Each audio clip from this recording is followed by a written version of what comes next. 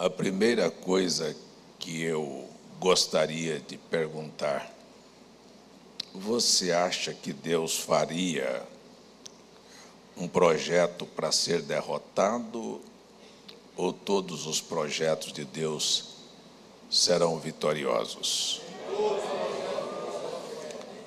Porque, ao olhar, a grosso modo, parece que o Éden foi um fiasco. Deus preparar um lugar tão belo, tão bonito, com tanta paz, com tanta segurança, com tanta propriedade, e terminar num fracasso, colocando o homem para fora do seu projeto. O Éden não é um fiasco. O Éden é um propósito. Um propósito que, no seu princípio, pode até parecer que deu errado. Eu disse ontem, lembrando até do pastor Joel Nitz, que ele cantava dando umas risadas num hino. Ele disse que quando Deus pegou o Adão e a Eva e foi colocar fora do Éden, o diabo sorriu bastante. Ficou ha, ha, ha, ha, ha. Só tem uma coisa que eu quero afirmar: vai chegar a hora que Deus vai botar o diabo fora e nós é que vamos rir. O homem é que vai dar risada.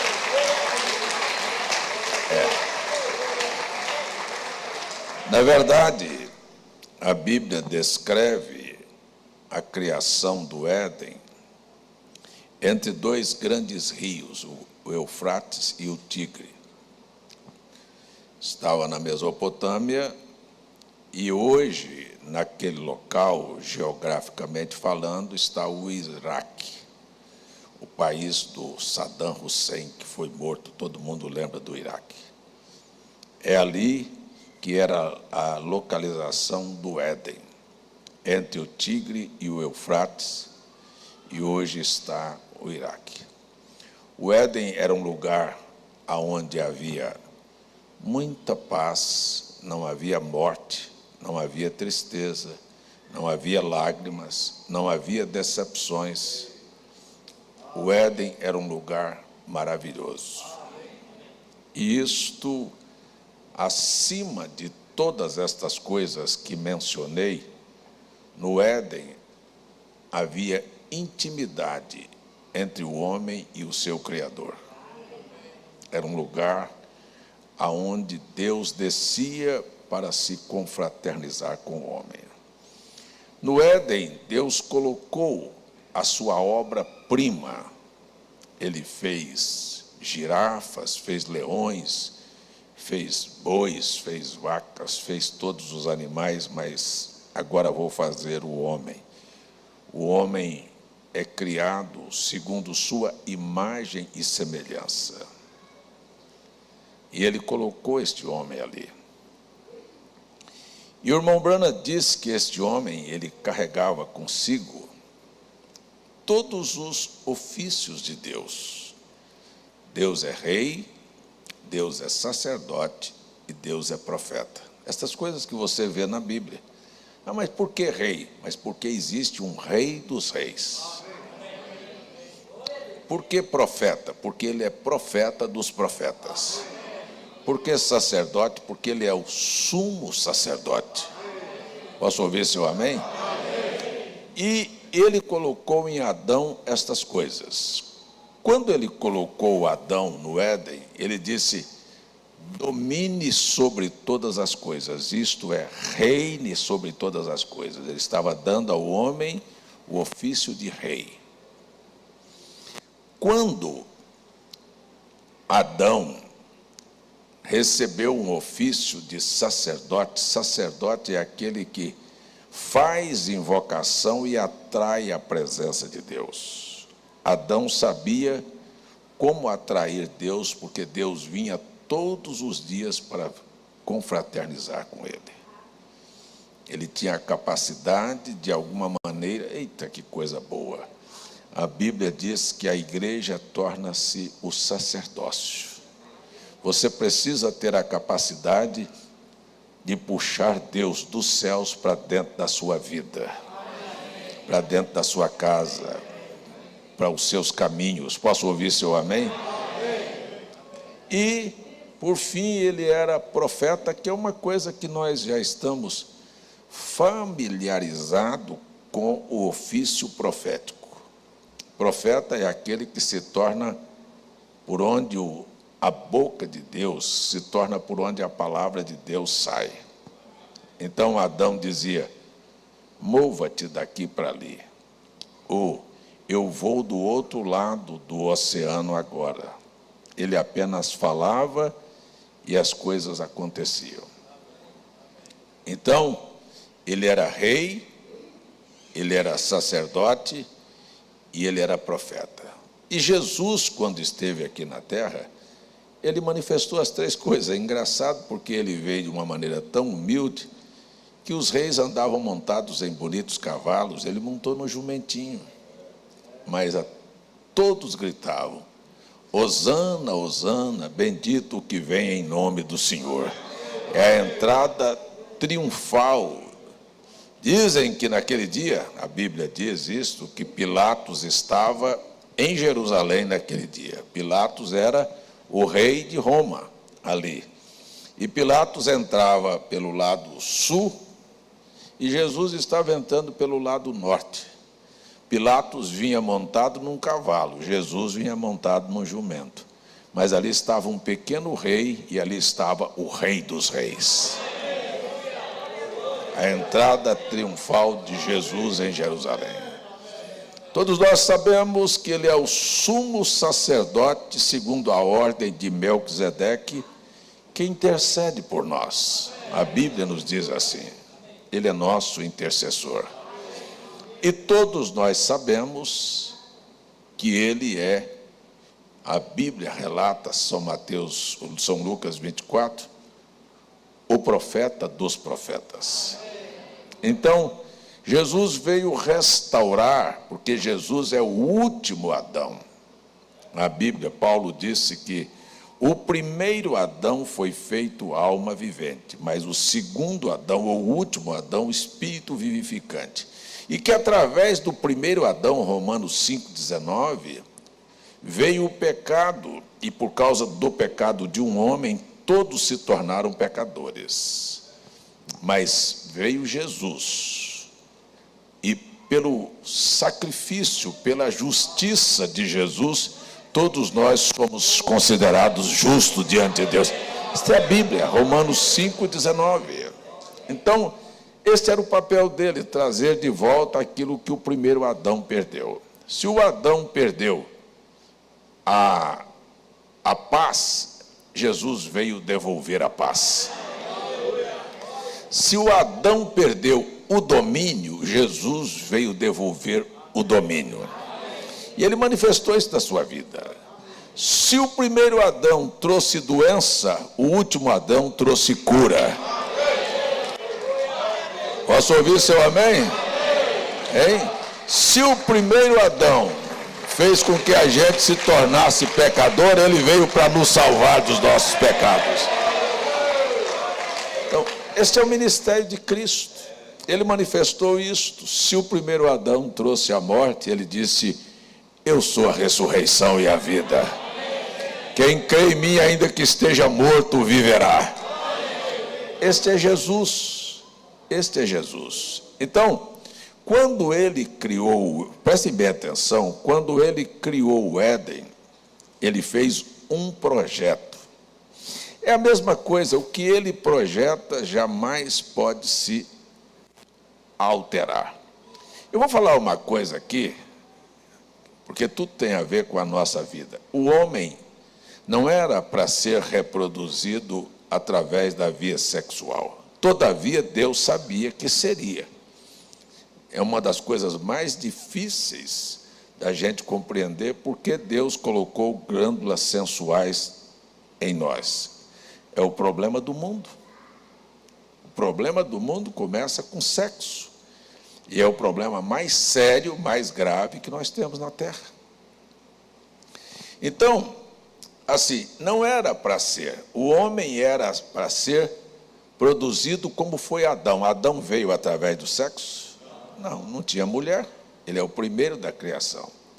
Ele veio porque Deus falou, poder criativo. Então, Deus apenas deixou o espaço porque, eita, que coisa boa, porque Deus tem um projeto. Sabe o que é projeto? É você chegar numa construção, temos aqui alguns construtores, irmãos que trabalham nesta área, e você vê areia, você pedra, você vê cimento, você vê ferro jogado num canteiro de obras. Você diz que bagunça, poeira, sujeira, mas o arquiteto, o engenheiro, está vendo um prédio. Porque ele conhece o projeto. Não importa quão bagunçado esteja, eu quero dizer que vai terminar uma obra perfeita. Então o sexo, ele é parte de um projeto, porque o projeto era como ele seria salvador se o homem não falhasse. E como é que ele faria o homem para falhar e seria Deus? Seria bom. Porque com as falhas nós só temos problemas. Como é que ele seria bom? Então o projeto é exatamente esse. Sabe o que é Deus conversando com ele próprio, do jeito que às vezes a gente conversa com a gente? Ele conversando e dizendo assim, mas isto é injusto, isto é, de alguma maneira, sabe, presunçoso. O Senhor colocar a humanidade, você colocar a humanidade num sofrimento desse. E aí a graça que estava nele respondeu, mas eu vou salvá-los. Eu deixo eles entrarem nesta situação, porque só existe uma maneira para que você possa entender a diferença entre o dia e a noite, entre a saúde e a doença. Se você nunca adoecer, você não vai ser grato pela sua saúde. Se você nunca tiver problema, você nunca vai ser grato por uma vida sem problema. Eu vou deixar eles entrarem e eu vou no lugar deles. Olha só, escute. E não importa o que ele tenha praticado na vida, eu vou perdoá-los.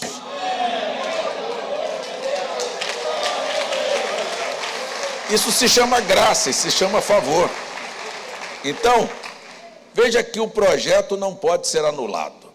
Então ele fez o projeto, e assim, vou voltar.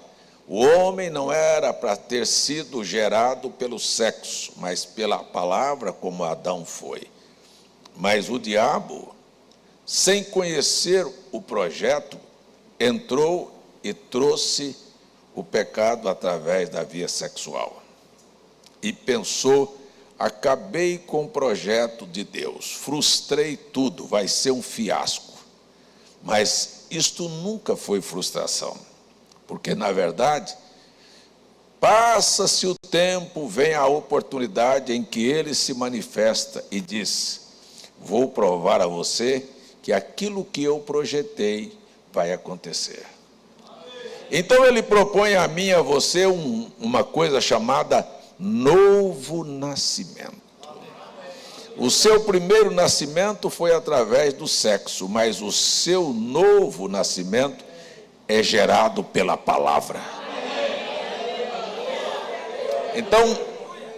Então João, ao escrever no seu primeiro capítulo, ele diz assim, que não foi pelo desejo da carne nem do varão que nós fomos formados, mas por Deus. E Pedro complementa, gerados novamente pela infalível palavra de Deus. Então a palavra veio e gerou você. E, incrível, né? No seu primeiro nascimento, através da via sexual, você carregou consigo, eu vou entrar neste assunto aqui, você carregou consigo traços que você não consegue conceber. Traços genéticos que você não consegue entender por quê. Porque, na verdade, nós temos, e que coisa boa, Isso é muito bom. Nós temos um profeta que veio dizer assim, preste bem atenção nisso, porque você vai precisar disso na sua vida. Há 2 livros na Bíblia mais odiados pelo diabo do que todos os demais: Gênesis e Apocalipse. Porque no Gênesis você tem certas coisas que parecem ser contraditórias. Mas se você tiver a capacidade de caminhar no passo a passo, sem tentar dar um passo aqui e o outro lá na esquina, seguir passo a passo, você entende. Por exemplo, vou dar alguns exemplos aqui. No primeiro capítulo da Bíblia, Deus cria o homem. Estou voltando lá no Éden. No segundo capítulo diz que não havia homem para lavrar a terra. Mas se o homem foi criado aqui, como não havia homem? Então isto parece ser controverso. No terceiro capítulo, você tem a queda do homem. Aí tem a queda do homem e que parece descaracterizar até os ensinamentos sobre a semente da serpente. Porque no capítulo 4, que é o capítulo seguinte, eu estou andando capítulo por capítulo na Bíblia com você. No capítulo 4 aparece Caim e Abel.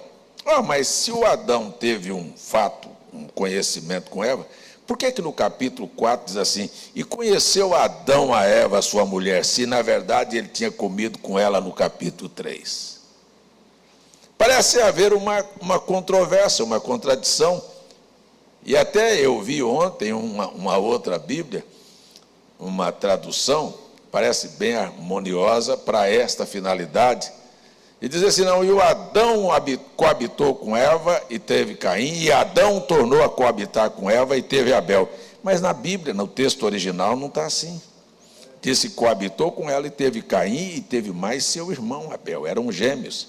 Mas você vê a sagacidade. Então, no capítulo 3, você tem a queda, mas no capítulo 4 aparece os frutos da queda. Caim e Abel. E no capítulo 5 do livro de Gênesis, você vai ter a genealogia de Adão, que aí então acaba de dar o complemento. E viveu Adão 130 anos e gerou um filho. Mas já tinha 3 aqui na história. Tinha o Caim, tinha o Abel e tinha o Sete. Só que o Abel não se conta porque ele foi morto. Mas o Caim estava vivo. E o Caim estava fundando uma cidade.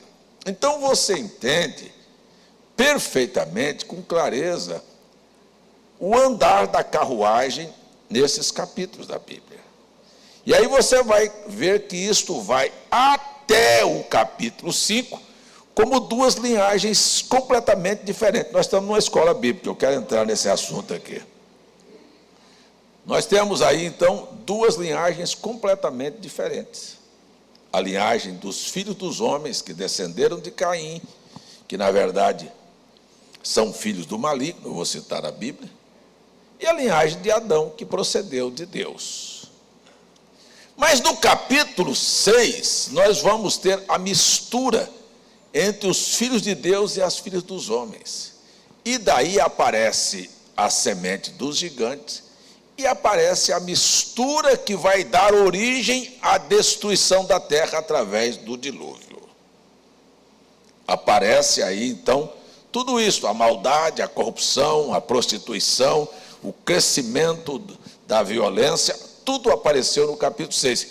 E aí Deus se interpõe e vai fazer o dilúvio. Agora eu quero que você note, se até o capítulo 5 as coisas eram distintas, do capítulo 6 em diante nunca mais foi.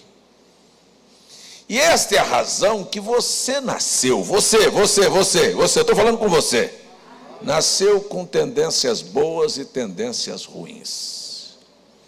As boas vieram de Adão, que veio de Deus, e as ruins vieram através do diabo, que é mau, que é ladrão, que é salteador, que faz uma criança nascer cancerosa, que faz uma mãe que emprestou o útero para trazer uma vida, colocar um câncer lá, um seio que amamentou, sabe, virar canceroso. Um pai que trabalhou e que lutou pela vida, terminar a vida assim. Este é o diabo. Mas o projeto de Deus, vou voltar no projeto, nunca falhou. Porque qual era o projeto de Deus? O projeto, se você achar que dá para dar glória a Deus, você dá. Se não achar, pode ficar calado. Mas o projeto de Deus é que você viva em paz. Que você seja feliz. Escuta, me diga uma coisa aqui. Tem coisa pior do que você pensar em morrer? Tem alguma coisa pior você pensar assim, eita, lutei, trabalhei, sabe, me esforcei e agora acabou tudo.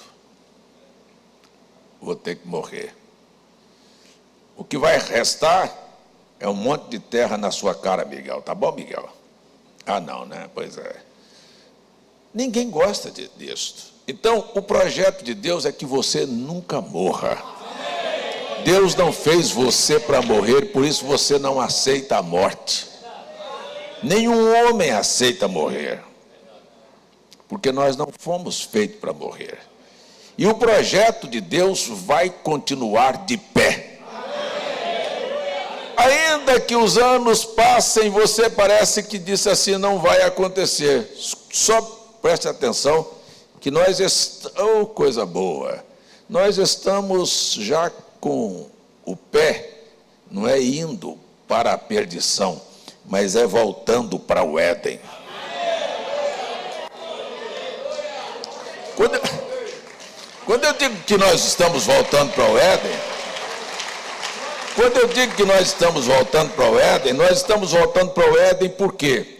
Porque a primeira coisa que Jesus faz ao entrar na sua vida é perdoar seus pecados.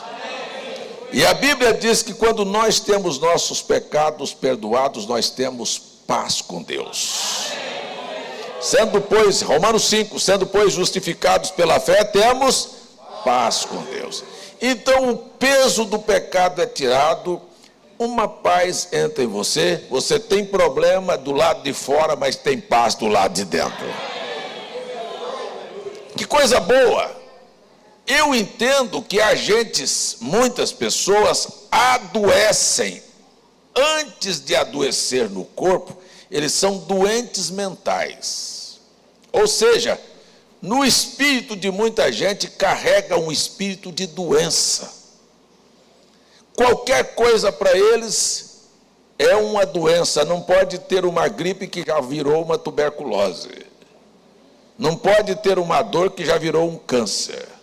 Sabe, primeiro eles são doentes lá dentro de si eles só concebem doenças. Mas quem é redimido por Cristo, ele lá dentro carrega a cura. Um problema veio e você diz, não vai permanecer na minha vida, porque pelas pisaduras de Jesus eu já estou curado. Você intercepta, você barra aquela doença no nascedor, mas tem gente que gosta de dizer, minha diabetes, meu câncer, meu não sei o quê, sabe, é doente lá dentro. Tem gente que é problemático lá dentro, tudo para ele vira guerra e discussão. Sabe por quê que é assim? Porque lá dentro nunca foi mudado. Então, do lado de fora tem que manifestar o que está dentro. Se você tem paz por dentro, você vai ter por fora. Se você tem cura por dentro, seu corpo vai responder aquilo que está lá dentro. Porque se há uma coisa que Deus quer devolver a você, é o que tinha no Éden. Glória a Deus. Devolver vida, devolver saúde, devolver paz, devolver domínio, devolver a capacidade de deixar de estar conversando pelos cotovelos e entender que a tua boca é por onde vai passar a palavra profética para a tua vida. Mas minha vida é uma desgraça, meu filho não presta, meu marido não é assim, minha mulher é assim, meu patrão é assim, meu salário é uma miséria. O pastor não presta, o Olivando não presta, o dinheiro não presta, quem é que presta?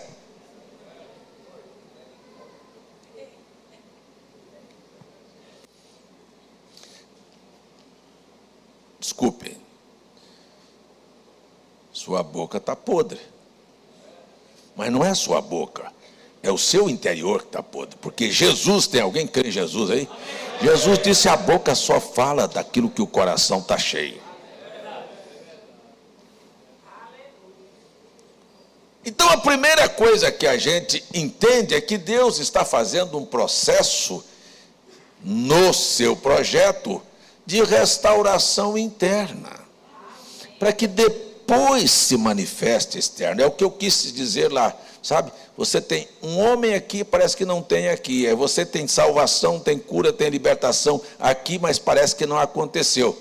Tenha paciência, porque tudo está acontecendo agora mesmo. Posso ouvir seu amém? Então é assim que a vida é, assim que a Bíblia é, assim que nós precisamos entender. Então, a primeira coisa é uma restauração do ambiente. Estou falando do Éden. Primeiro Deus criou um ambiente. Deus precisa criar um ambiente no seu interior. Então, quando tudo está em paz, tranquilo, tudo vai para o lugar. Tinha animal brigando lá no Éden? Não pode ter briga na sua casa.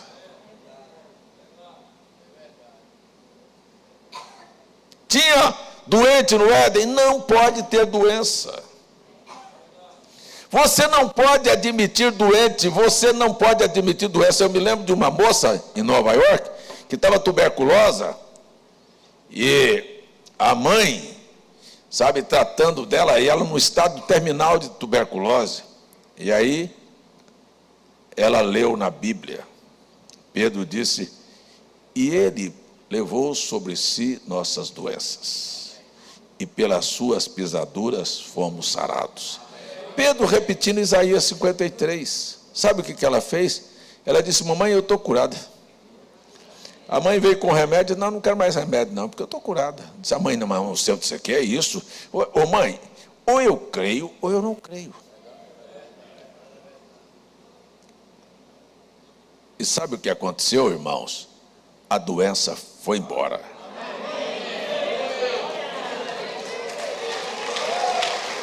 Sabe o que é claro para mim na Bíblia? Sabe o que é claro para mim na Bíblia? Não é você fugir, é o diabo fugir. Resistir, pois, o diabo e ele... A coisa é esta. Mas a primeira coisa, o nosso ambiente está poluído, não foi limpo. Tem muita gente que manifesta de fora o que está dentro cheio de briga, de inveja, de intrigas, de adultério, de falsidade, de tudo que não presta. Gente, eu fico impressionado, me desculpe, mas eu às vezes eu fico coçando para não tocar em certos assuntos, mas eu fico assustado quando eu vou em casamento e vejo que muitas irmãs só são crentes antes do casamento. No dia do casamento, veste a roupa que nunca vestiu na igreja. Pinta os olhos, pinta as unhas, sabe? Vai com... Mas, meu Deus, por que é aquilo? Porque lá dentro está doente. E eu conheço outras que casaram e depois que casaram, meu Deus do céu, mudou tudo.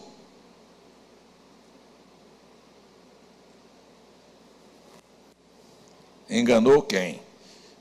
Só se for a música enganou o trouxa, né, que casou, que agora vai ter que comer o abacaxi para o resto da vida, com casca e tudo. É coisa, né? Não é assim que acontece muito? Mas vamos embora. Quem quer viver sua sujeira, viva a sua sujeira, porque você vai mostrar que o seu ambiente é podre. Só isso. Mas deixa eu seguir um pouquinho mais. E eu vou falar para vocês, irmãs, não siga tal padrão. Se você vê alguém cortando o cabelo, não vai cortar o seu. Se você vê alguém com a pintada, não vá se pintar. Se você vê alguém que se desviou, sabe, para um caminho, não vá se desviar. Ei, diga aí, Deus tem um projeto na minha vida. Eu não quero ficar aqui no púlpito da igreja pregando. todo dia eu falo, ei, irmão, oi, irmão. Papá, lá. Deixa Deus limpar seu Éden. A primeira coisa, ele organizou o Éden. Ele organizou o ambiente, haja luz, haja separação, haja mantimentos, haja isto, haja aquilo, animais. Ele limpou tudo, mas tudo é para paz. Tudo vem assim para poder colocar as coisas em paz. Depois, então, ele coloca o homem. Agora deixa eu falar. Quando ele colocou o homem, segundo sua imagem e semelhança, o homem tinha primeira coisa que Deus quer que você e eu tenhamos: identidade. Quem é que tem identidade aí no bolso? O que diz da sua identidade? Seu nome, lugar que você nasceu e quem é teu pai e tua mãe. Se identifique hoje. Nós somos filhos de Deus. Você quer ver? Você quer ver? Meu nome é César Augusto Rocha Ferreira Jesus Cristo. Porque eu fui batizado e agregado nesta família de Deus. É por isso que nós somos batizados no nome dele. A primeira coisa que Deus quer que você tenha é identidade. Entenda, não importa onde você esteja, se é antes de casar ou se é depois de casado, se é dentro da igreja ou se é em sua casa, se é aqui ou se é lá no seu trabalho, porque tem gente que só é crente aqui. Eu ouvi outro dia um pregador dizendo, sabe que eu vou dizer para vocês que tem muitos filhos de crentes desviados porque seus pais os puseram para fora do evangelho. Porque vê o pai na igreja muito crente, a mãe da igreja muito crente, mas vê ele lá em casa brigando, discutindo.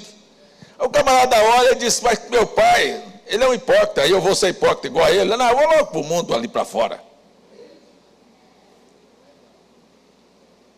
Preste atenção no que você está fazendo. Então, deixa eu voltar ao meu assunto. O que Deus quer é que nós tenhamos identidade. Tem algum filho de Deus aqui? Eu não quero entrar de volta aqui, mas lembra do escravo que não era negociado? E o comprador de escravo disse, quero comprar aquele. Ele disse, não, aquele eu não vendo. Mas por que você não vende? Não, porque eu não vendo, ele é especial. Mas por que você não vende? Não, porque eu não preciso bater nele, eu não preciso de mandar ele fazer as coisas, eu não preciso obrigá-lo a fazer nada. Ele faz espontaneamente, ele tem o peito estufado. Sabe, ele é consciente do que ele é. Disse, mas por que ele é diferente dos outros? Você dá comida para ele diferente, você dá roupa para ele diferente, você põe ele para dormir num lugar diferente. Não, nós vivemos no mesmo mundo, na mesma sociedade, nós estamos aí tendo a mesma internet na mão, mas a sua ação precisa ser diferente. E tem mais uma coisa. Tem pessoas que, além de fazer, ainda influenciam outros a fazer. O que tem isso, irmão?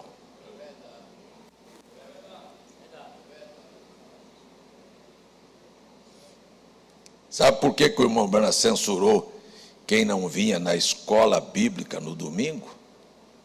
Pelo menos na escola bíblica. Diz, porque você é uma pedra de tropeço para fazer outros ter a mesma ação. É assim. A influência do que você faz na vida do próximo. Então, eu quero conversar com você sobre ambiente. Então, Deus quer que você tenha identidade, quer que você aprenda a ter domínio. Domínio não é simplesmente, sabe, o irmão Branham pregou que temperamento é domínio próprio. É você saber dominar sua língua, seus olhos, seus instintos. Então, você só vai até aqui. E Deus deu ao homem domínio lá no Éden. Fez com que ele dominasse sobre todas as coisas. Esta é uma das recomendações, sabe? Identidade, domínio, sabe? Deus quer que você aprenda que o ambiente está dependendo de você. Quer saber de uma coisa? Domine o seu sono, o seu cansaço. Não deixe a sua mente fugir aqui. e cria aqui um ambiente abençoador para a sua vida. Você veio aqui para quê? Você veio aqui para quê? Para ser abençoado? Então você tem que ter um ambiente para ser abençoado. Senão você não vai. Tem gente que chega na igreja, cruza os braços, o líder canta, ele não canta. O pastor prega, ele não diz um amém. Ele tem um ambiente muito bom.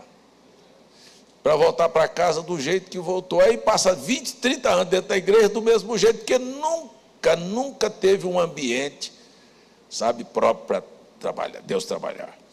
Então eu estou aqui para dizer a vocês que o projeto do diabo é que é um fiasco. Porque quando a serpente, que eu até critiquei, zombei lá na casa do irmão Zé Genuíno, no culto lá, que as pessoas parecem assim, eu até preguei lá, disse, será que só você não sabia? E as pessoas parecem que não sabem, elas até que acreditam, leem assim Gênesis, e o diabo não gosta que toque neste assunto. Que tudo era paz, que tudo era tranquilidade, que o ambiente era maravilhoso, até que chegou uma cobrinha. Como é que chama? Cascavel? Coral? Qual é a menor delas? Como é o nome daquela cobrinha? Que o povo tem medo? A pequeninha. Não. Jararaca? Não. Eu não sei. Não, um sucuri bem grande. Chegou um sucurizão arrastando lá, não, porque eu não sei qual delas, diz que é a serpente. Chegou lá, hein? E o povo acredita nisso, que uma cobra foi capaz de trazer um mundo de drogas, de hospital, de hospício, de cadeia, de todas estas violências do mundo. Uma cobrinha chegou, sabe, a cobrinha chegou lá, a coralzinha, e disse, leva.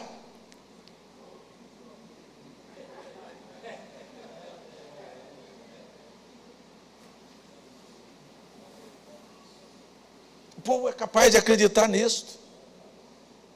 Não. Aí, escute aqui. Porque você vai ver na internet alguém dizer, não, a doutrina da semente da serpente não foi uma revelação de William Branham. Ela existe desde o ano 300. Mas que maravilha! E estava enterrado, e um profeta não é o criador de uma doutrina, ele apenas é o revelador. Você está entendendo? O William Branham não criou a doutrina, ela existia. O fato estava na Bíblia, a gente não conseguia ver, ele apenas veio, deixa eu dizer assim, tinha uma camada de poeira lá, ele passou a mão e tirou a poeira e disse, agora você pode ver. Nada mais do que isso. Aí eu disse, o batismo em nome de Jesus é mais velho do que este argumento de que a doutrina da semente da serpente foi criada, começou no ano 300. Eu disse, mas precisava de um profeta só chegar e dizer, desde a época apostólica se batiza em nome de Jesus. Para mim era novidade, para vocês é ou não é novidade? Pois é. Simplesmente revelar é isto, é tirar do anonimato e trazer público. Não quer dizer que não existia, não. Pode ser que alguém lá atrás tocou nisso, eu não estou duvidando, mas vem para cá. Mas tem gente que é tão fanático que acha que o irmão Branham é um criador de doutrinas. Eu tive que dizer a um casal ontem, ei, vocês não podem nunca me acusar de dilação, de que eu fui omisso e de que eu não abri os olhos. Ei, eu não sou extremista. Eu não estou nem de um lado nem do outro. Quando eu digo que o William Branham é profeta, eu nunca disse que ele é Deus, que ele é Salvador, que ele não errou, que ele não era humano, que ele não era um pai, que ele não era um marido, que ele fazia sexo. Eu disse que ele era um homem e que um profeta, eu queria que alguém me mostrasse na Bíblia qual foi o profeta que não errou. Moisés errou, Elias errou. Todos eles tiveram que se retratar. O grande José, que é tipo figura de Cristo, Errou, fez o pai querer, induziu o pai a uma mentira. Quando o faraó perguntar para vocês qual é a sua profissão, diga que o senhor é pastor de gado, porque pastor de ovelha aqui no Egito é uma abominação. Mentira, era pastor de ovelha. E o velho Jacó disse: teu servo é pastor de ovelha. Quer que achar ruim que ache, mas eu vou desmentir aqui a figura profética. Eu quero falar para você que mesmo que você tenha errado, Jacó é a representação da graça. A graça vai apagar seus erros.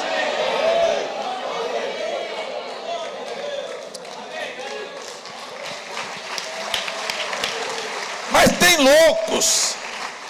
loucos da internet dizendo que o William Branham nem nasceu do sexo. Eu estou falando para vocês porque eu estava lá na África e eu vi um pregador pregando assim na minha cara. O William Branham é o terceiro Adão, Jesus foi o segundo, ele é o terceiro.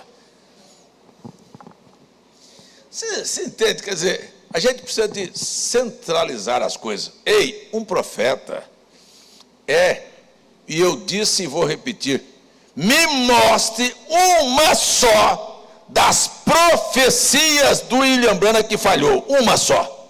Quando ele diz, isto é assim diz o Senhor, fechou o assunto. Agora, quando ele dá uma opinião, quando ele prega um assunto, eu sou pregador e eu posso errar e posso vir aqui e retratar o que eu falei. Quantas vezes ele ia pregar e disse, havia 700 que não se dobraram diante de Baal. Aí o irmão gritou, 700? Você está... falhou aí? São 7.000. É um homem.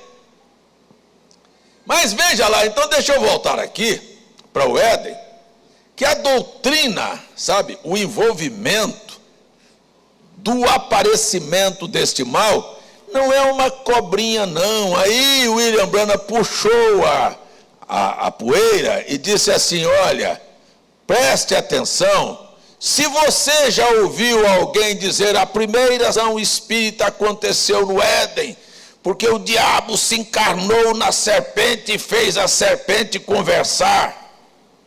Quem é que já ouviu isso, falar isso? Isso é mentira, isso é falso.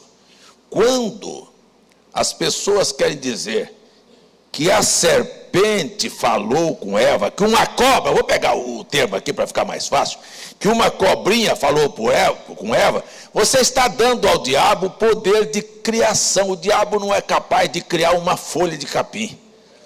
Ele é apenas um imitador, mas ele não é capaz de criar nada. Ele não é capaz de criar, ele não é capaz de te amar e ele não é capaz de te perdoar. Mas Jesus é o Criador, ele te ama e ele te perdoa. Estas qualidades não deu ao diabo. Aí as pessoas dizem, não, mas ouve lá que a serpente falou com Eva, aquilo era o diabo. Eu disse, não, amigo, não fala uma coisa dessa não.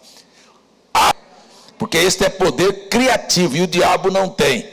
A Bíblia nos mostra que havia um animal entre o homem e o chimpanzé, muito mais parecido com o homem do que o chimpanzé. Eu vou dar só uma pincelada para poder te ajudar. É deste animal... Eu não estou comparando não, viu, o Mateus? Você levantou aí, mas eu me lembrei do gigante aqui agora. Não estou comparando o Mateus. Vai falar que eu falei que o Mateus era descendente do gigante, não. Eu estou falando para vocês assim, que na verdade você vai na Bíblia e vai ver a linhagem dos gigantes em Gênesis capítulo 6, que eram pessoas enormes assim, mas o Adão não era. É que este animal, a serpente, era um tipão, corpulento, bonito, astuto, e eu vou dizer uma coisa para vocês aqui, desalmado, não tinha alma. Porque se ele tivesse alma, ele não ia trazer os problemas que ele trouxe para você. A diferença entre um animal e um homem é que ele não tem alma.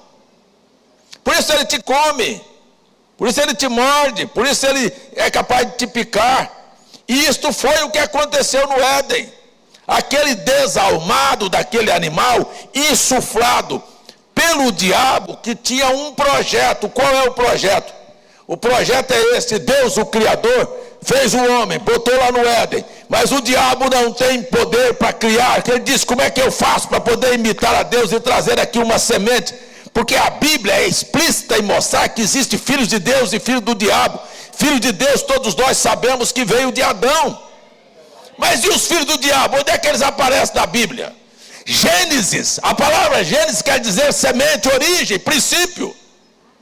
Aonde é que eles aparecem? Eles têm que aparecer no Gênesis.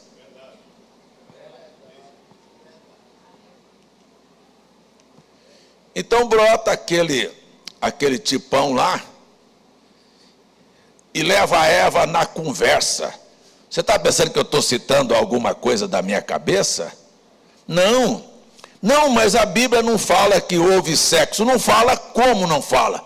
A Bíblia fala que houve sexo. Você vai para Paulo, na segunda carta aos Coríntios, capítulo 11, Paulo diz: me suporte na minha loucura, porque estou zeloso de vós para vos apresentar como uma virgem. Virgem é uma moça, uma mulher que não perdeu sua virgindade, que nunca praticou sexo, que tem ímen. Mas eu temo que assim como a serpente enganou a Eva, o que Paulo está dizendo?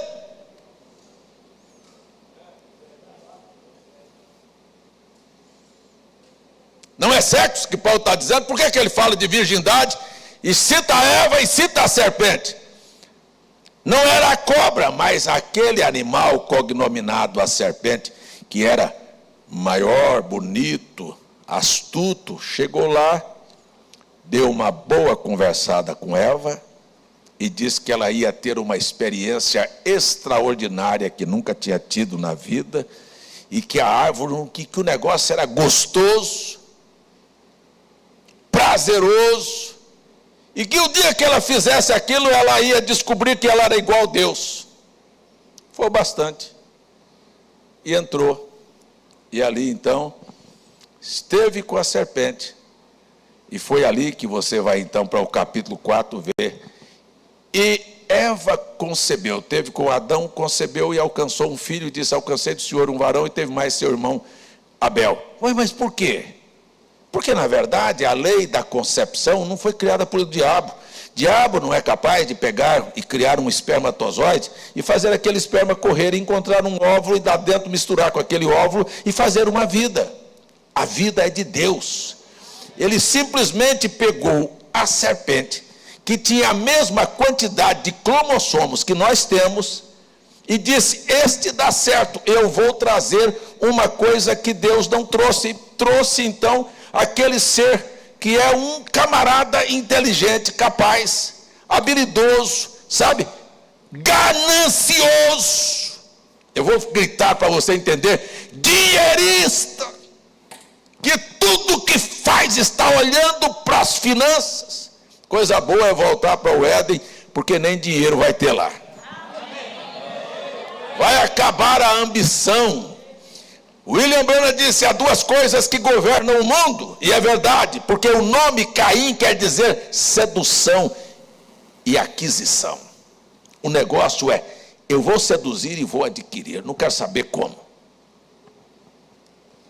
Quando você vê essas pessoas com essas inclinações, sabe que elas são produtos dessa linhagem, que elas ainda não experimentaram o novo nascimento, ainda que elas estejam dentro da igreja. Quando você vê uma mulher que está se vestindo e se preocupa, sabe, não é em cobrir seu corpo, não, é de ter alguma coisa no corpo que chama o olhar e a atenção do homem para cobiçar seu corpo. Ela tem sobre si um espírito de sexo, de adultério.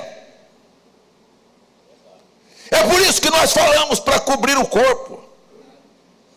Mas quem não quiser, siga em frente, não tem problema.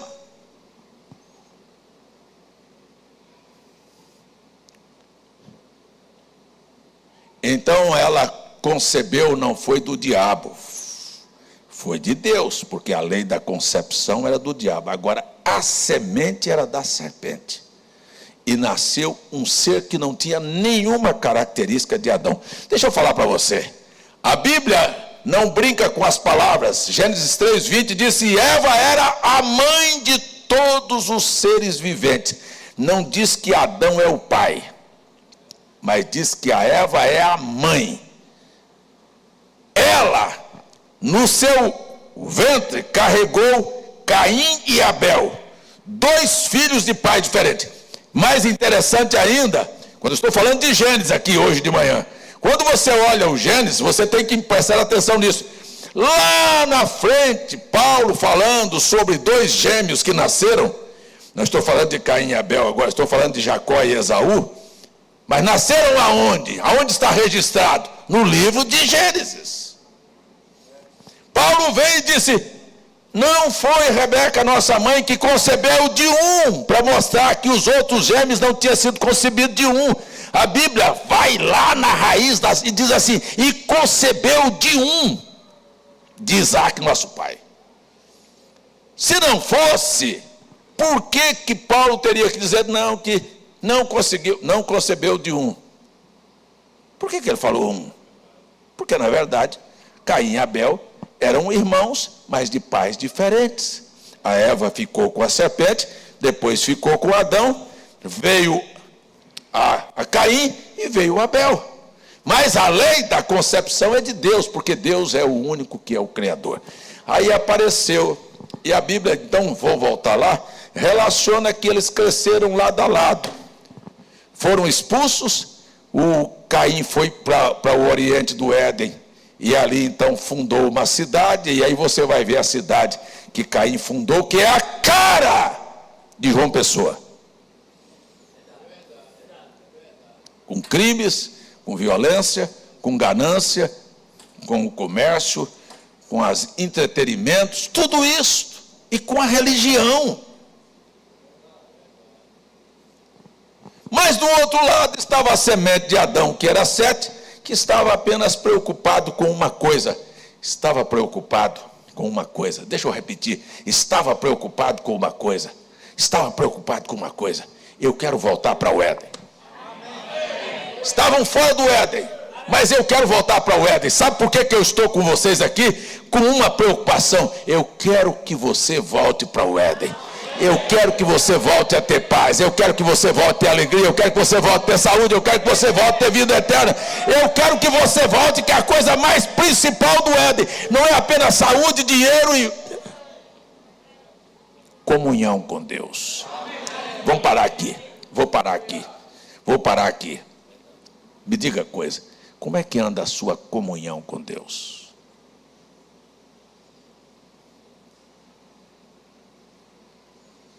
Gente que não tem prazer de se aproximar de Deus, de buscar ao Senhor, que apenas tem uma reza decorada. Você acha que aquilo é vida de comunhão com Deus? Você está fora do Éden, ou o Éden está fora de você.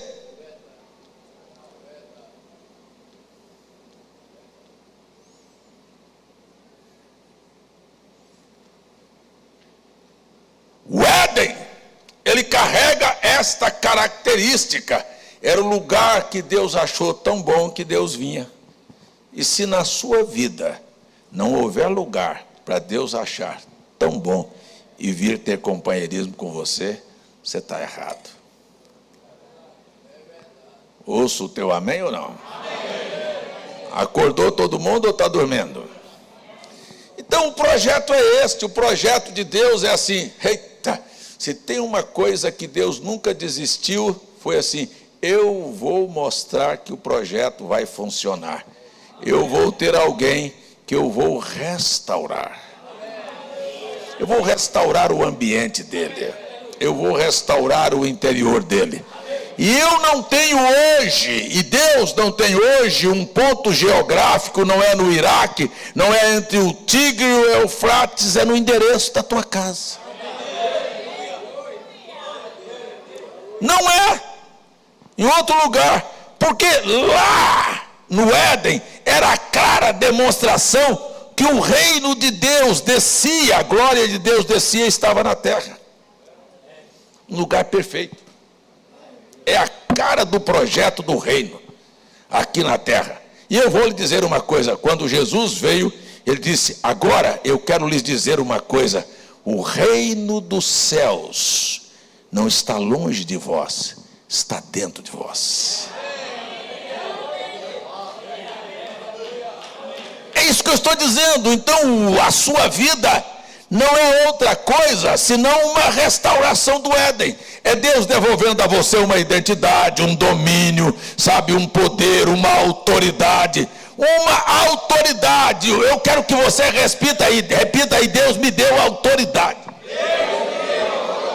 Qual é a autoridade? A autoridade de parar tempestades, a autoridade de desmanchar planos de Satanás, a autoridade de expulsar as doenças, a autoridade de abrir portas, de fechar portas, a autoridade da sua voz chegar nos céus e dizer: está mudado o projeto.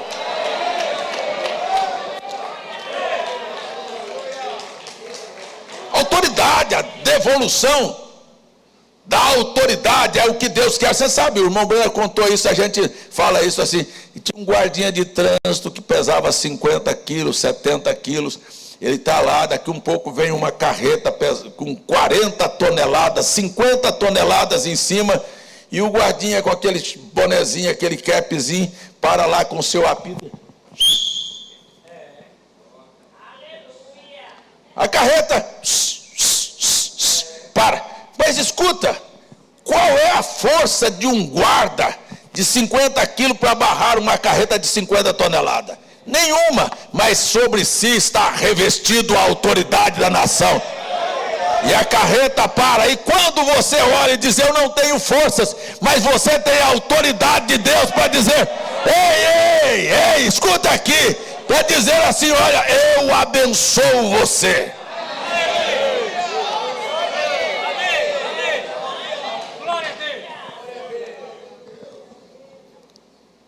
Se você tem medo, o guarda não tem. Mas não vai obedecer. Será que vai ou não vai? Vai ou não vai? Você tem autoridade. Você quer saber de uma coisa? Quando uma pessoa está revestida de autoridade, ele anda na contramão e dá certo. Eu vinha de Campina Grande esta noite, e na frente da saída de Campina Grande tem um posto da Polícia Rodoviária Federal. Quando eu vi uma viatura da Polícia Rodoviária, saiu em disparada na minha direção. Eu estava vindo e ele estava indo na direção de Campina. É que passou um carro e ele ia fazer uma perseguição e não dava tempo dele fazer a volta. Então por aqui é mais fácil.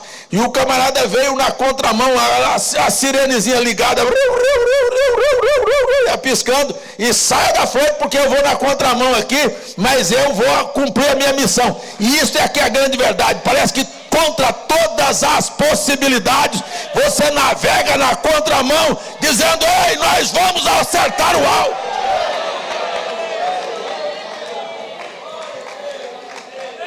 Autoridade é o sinal de trânsito, está vermelho, e você para e o guarda fala: mas está vermelho, mas estou mandando você passar. Passa. Isso é autoridade, ele está revestido de autoridade. Ele não quer dizer se o sinal mandou parar, ele está dizendo: passa. É assim, é uma mulher apanhada em adultério, e a lei dizia: apedreja, e Jesus disse: não apedreja coisa nenhuma, pode passar, pode passar. É você que ia para o inferno, e Jesus veio e disse: você não vai não, você vai ser perdoado. Isso é autoridade. Eu quero falar para você que Deus está querendo devolver um ambiente de autoridade para a igreja. Você não precisa ficar com medo de que não vai funcionar. Eu estou falando para crente ou para incrédulo aqui? Jesus disse: eu vos dou autoridade para pisar serpentes e escorpiões, para expulsar demônios. Ele não disse: não é para você orar pelos enfermos, não, para curar os enfermos, para libertar os oprimidos. Jesus nunca chegou na cabeça do endemoniado e disse: ô diabo, você precisa de sair daqui. Não, ele dizia: cala a boca e vai embora. Você precisa de entender que a sua presença inibe demônios.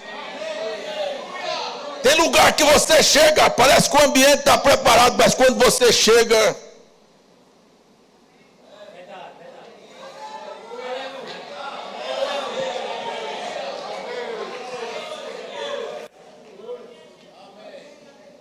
Só de pisar naquele ambiente parece que desmontou tudo. O que aconteceu? Eu estou falando para vocês com conhecimento de causa. Eu já cheguei na casa de pessoas que estão dentro do quarto trancados sem falar nada com ninguém, oprimidos, depressivos, não come, não bebe, mas só de eu pisar dentro de casa, daqui um pouquinho o camarada levanta, vai sentar, vai sorrir, vai comer. Ué, por que aconteceu?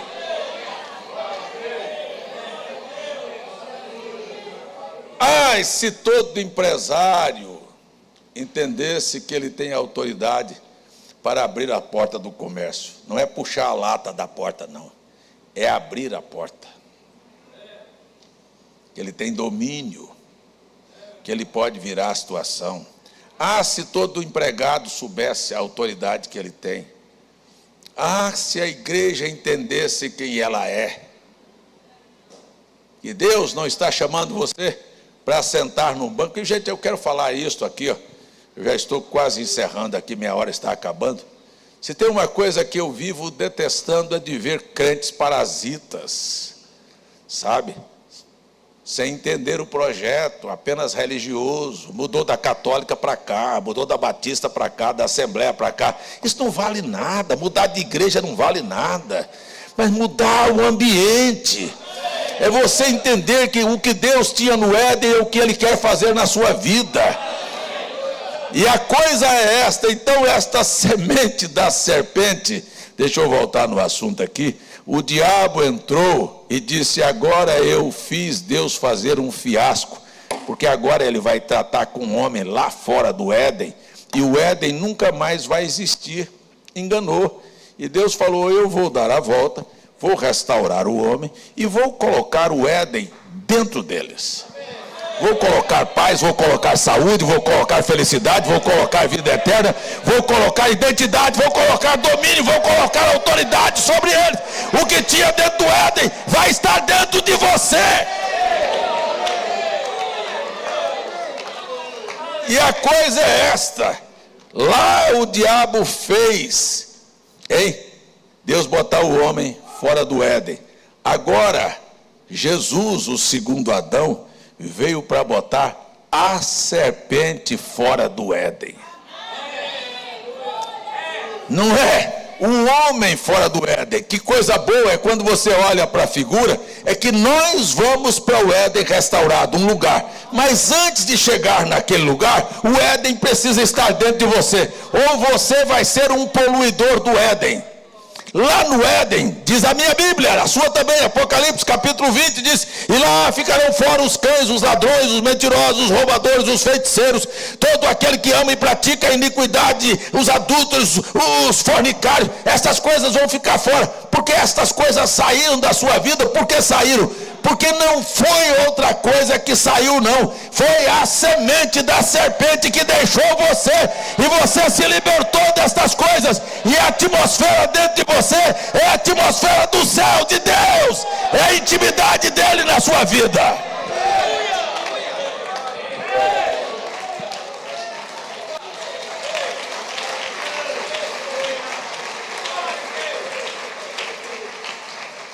Eu não estou aqui em meu nome. Eu estou aqui em nome de quem me deu uma autoridade. E eu quero dizer a você, na autoridade do nome de Jesus, tua vida está abençoada. Tua saúde está abençoada. Teus negócios estão abençoados. Tua alma está abençoada. Na autoridade do nome de Jesus, os demônios são expulsos do teu caminho. Na autoridade do nome de Jesus, tudo que o diabo planejou contra você está desfeito agora pelo poder do nome de Jesus.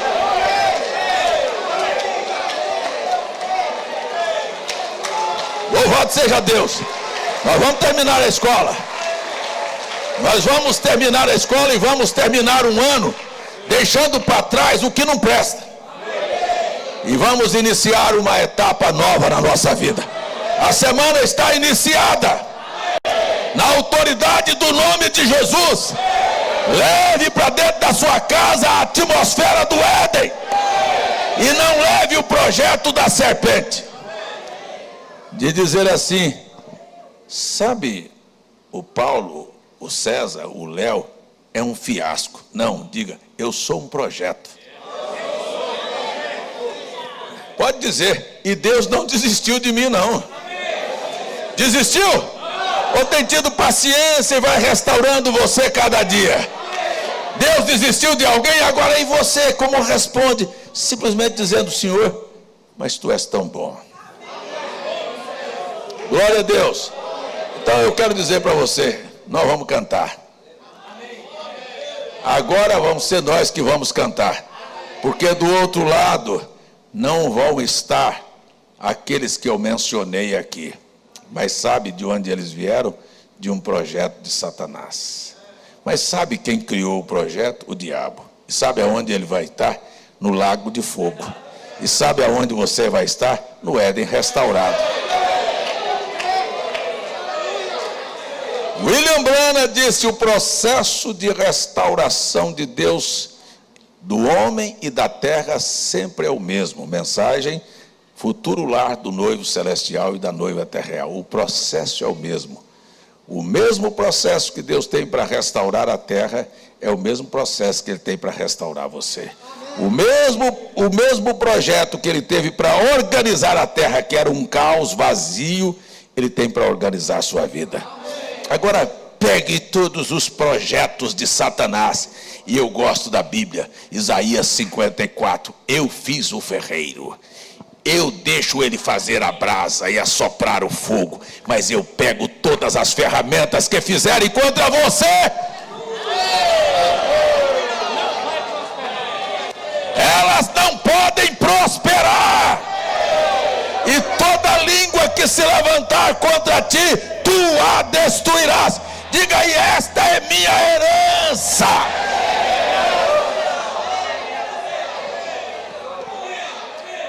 Esta é a verdade. Esta é a verdade da palavra. Glória a Deus. Louvado seja o nome do Senhor. Então eu quero dizer para você, ei, o diabo pensou que Deus ia pegar você e tirar do Éden. Ele tirou daquele jardim, mas ele fez um outro processo. Glória a Deus. Do jardim do Éden nós fomos expulsos, mas o último Adão entrou num outro jardim, chamado Jardim do Getsêmane. Lá no Jardim do Éden havia muita paz. Lá no Jardim do Getsêmane, ele suou gotas de sangue pelos nossos pecados. Sabe, ele saiu do Jardim do Getsêmane, aonde tinha uma árvore chamada Árvore da Vida, e foi para um outro jardim, ser pendurado no galho de duas árvores.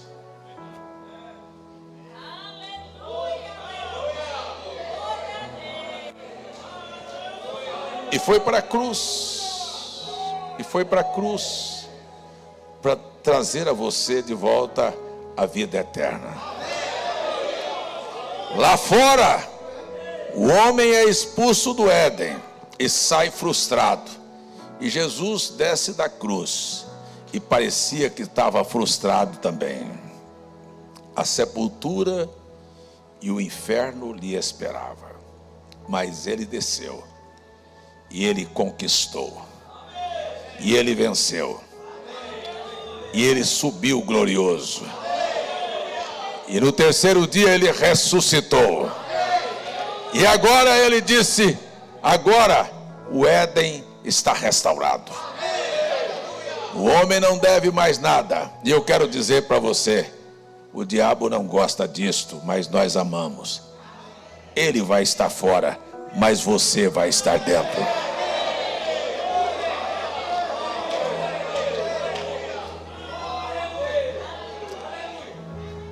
Eu vou dizer uma coisa, nós não vamos entrar pela janela não, nós vamos entrar pelas portas. De cabeça levantada, não porque você é bom, mas porque o restaurador veio restaurar a sua vida.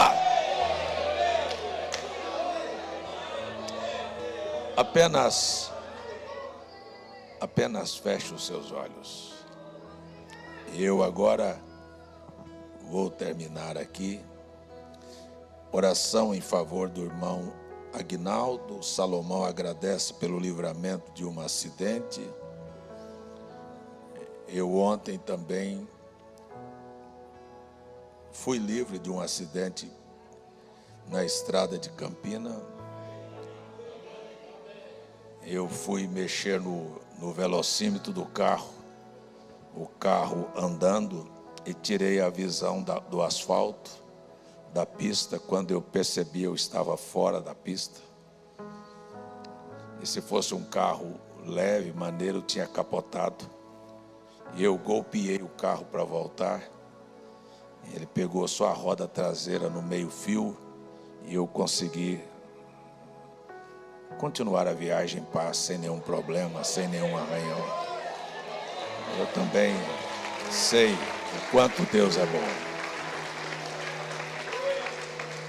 Liliane agradece por mais um ano de vida, Deus abençoe. Irmão Romualdo agradece por mais uma benção. Camille pede oração por seu avô José Araújo.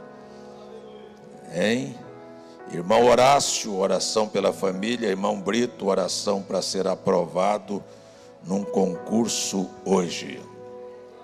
E na autoridade do nome de Jesus, destruímos as doenças.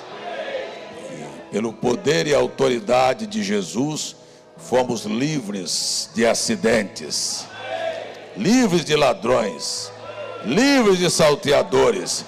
E nesta manhã, pela autoridade do nome de Jesus, teu corpo é imunizado contra toda a ação de Satanás. Que as doenças não prosperem, que os problemas desapareçam, que portas se abram e que a tua alma volte a ter comunhão com Deus. Será que tem alguém aí que levantaria a sua mão e adoraria ao Senhor e agradeceria por grandes bênçãos que Ele tem feito por nós? Aleluia! Nunca mais uma tristeza, nunca mais uma dor, nunca mais uma decepção, nunca mais a morte. Deixa isto estar dentro de você. Louvado seja o nome de Jesus. Louvado seja o nome de Jesus. Quantos acreditam numa semana feliz, numa vida feliz? Quantos têm coragem de abrir a boca e dizer: eu creio? Tua boca deve estar aberta para isto. Pare de reclamar, pare de murmurar, pare de maldizer, pare de profetizar desgraças.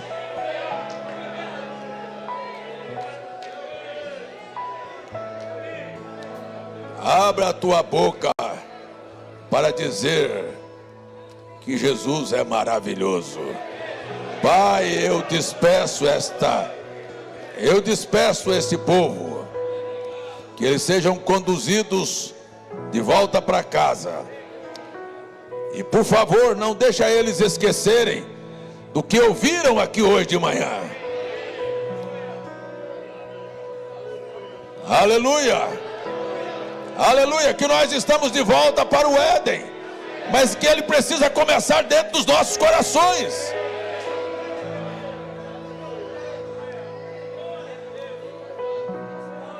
No nome de Jesus Cristo. Amém. O Senhor te abençoe e te guarde. Nós vamos estar juntos terça-feira no culto de oração aqui. Vamos estar juntos quarta-feira na noite de Santa Ceia. O culto começa às 8 da noite. 8 da noite na quarta-feira. E vamos voltar no primeiro dia às 7h30 normalmente. Deus vos guarde, Deus vos abençoe. Se você puder e quiser, glorifique a Deus, aplauda ao Senhor pelo projeto dele que nunca falhou e nem vai falhar.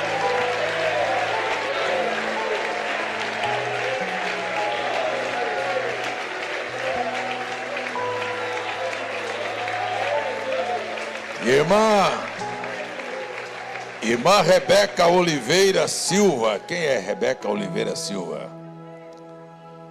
Aqui? Vai se batizar. O Senhor te abençoe. Maravilha. Se tiver alguém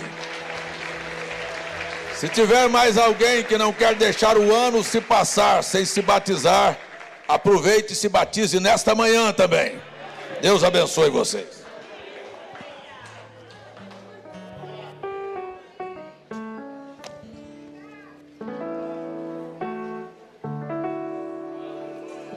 Aleluia! Foi maravilhoso estar juntos.